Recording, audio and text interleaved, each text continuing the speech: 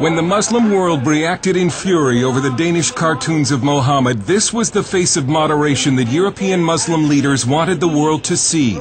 The mainstream Muslims living in this country want to show that we can express our protest in a very legitimate, in a very civil, in a very courteous way. But this is the other face of European Islam.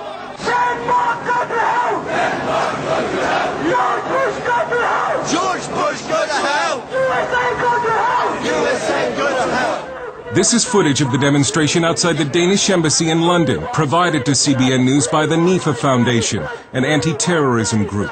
What you can't see in this video is that one of the demonstrators is dressed as a suicide bomber.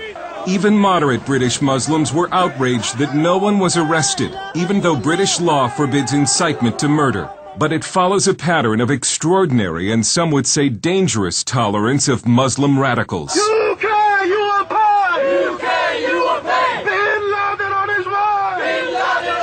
These protests threatening bloodshed occurred in 2004, 1 year before London's 7/7 subway and bus bombings. Now Tony Blair has been warned.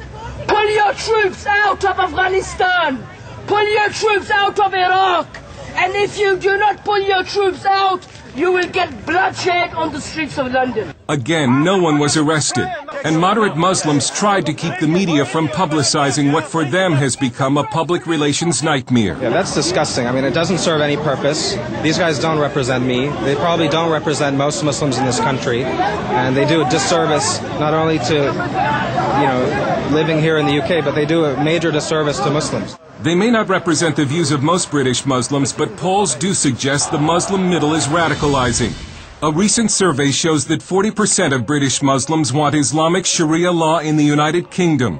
Sharia imposes punishments like amputations and stonings. And in a separate poll, nearly 1/3 of Muslims agreed with the statement that Western society is decadent and immoral, and that Muslims should seek to bring it to an end. Critics say that European political correctness and multiculturalism, which were supposed to embrace Muslim radicals and somehow westernize them, have seriously backfired. And now Western Europe seems paralyzed by the political correctness that grips the government and the media.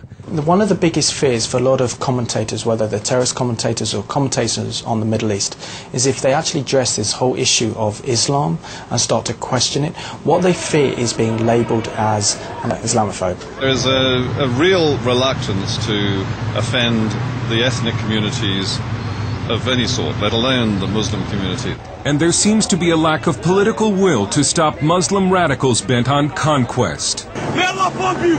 May Osama bin Laden bomb you! May Osama bin Laden bomb you! Open the borders of Denmark so we can invade their country and take their wives and war booty! Allahu Akbar! The Dutch parliament has tried to strike a blow against radical Islam by voting to ban the burqa and veils.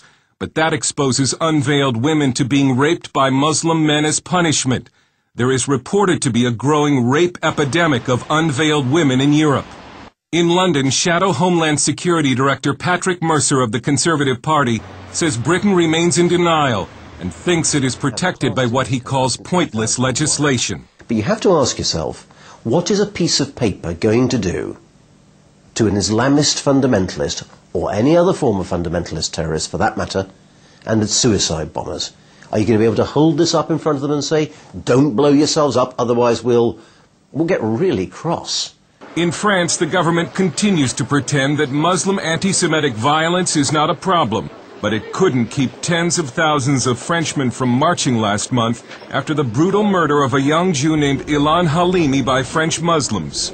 Halimi was held for ransom and then tortured to death by Muslim immigrants who phoned his family and recited to them verses from the Quran as their son screamed in agony. French conservative political writer Guy Millier. A lot of Jews in Europe, and especially in France, are really scared about the future. I have many Jewish friends, and they say to me, we think we shall have to leave France to go to the United States, to Canada, to Israel, but France will not be our country anymore.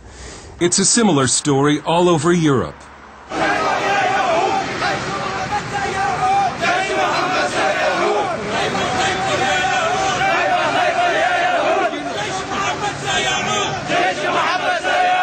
And in the wake of the cartoon protest, a worldwide group of intellectuals recently signed a declaration that states, "After having overcome fascism, Nazism, and Stalinism, the world now faces a new global threat, Islamism. It is not a clash of civilizations nor an antagonism of West and East that we are witnessing, but a global struggle that confronts democrats and theocrats. And Europe's problem with radical Muslims is our problem too."